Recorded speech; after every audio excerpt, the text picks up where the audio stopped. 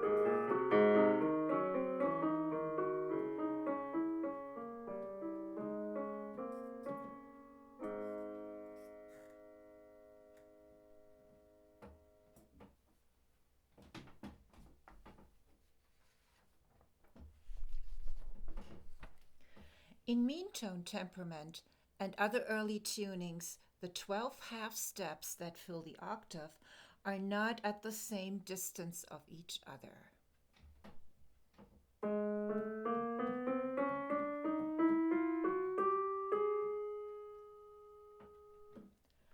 Some steps are a little narrower or wider than others, so that, for example, the major third G sharp, B sharp sounds okay, but that same major third on E sharp, G sharp is off. That accounts for the jarring effects you get in certain places throughout the piece if you play it in mean tone temperament. Now for the exploration of the prelude, I'm going to go to the piano. The opening motif and its elements are passed back and forth between the 3 voices throughout the prelude.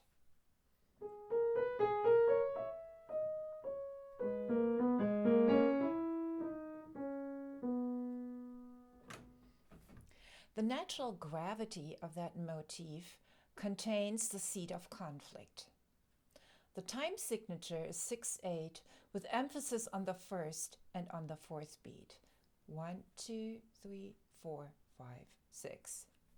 While the 3/8 notes in the second part of the measure fit the peaceful lilt of that rhythmic gesture perfectly, 4, 5, 6, 1. The opening 16th hint at a different point of gravity. 1, 2, 4, 5, 6, 1.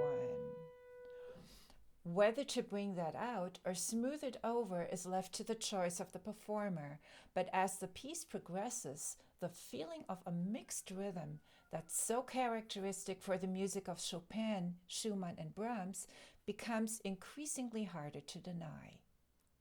It culminates in measure 24 before it finds back to a smoother flow that then leads to the end of the piece.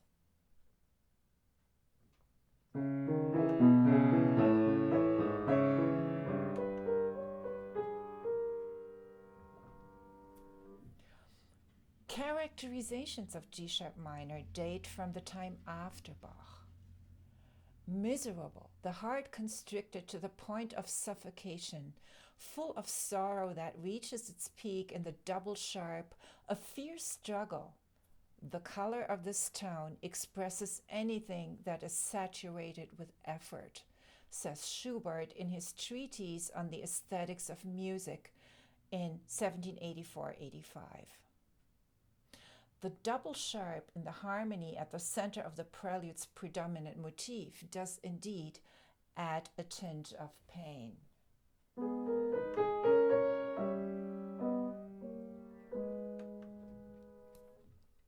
The struggle as such is more out in the open in the fugue. In this piece, it remains a ripple under the surface in that mixed rhythm. A wistful dance under a cloudy sky. I'll play it once more, this time on the piano.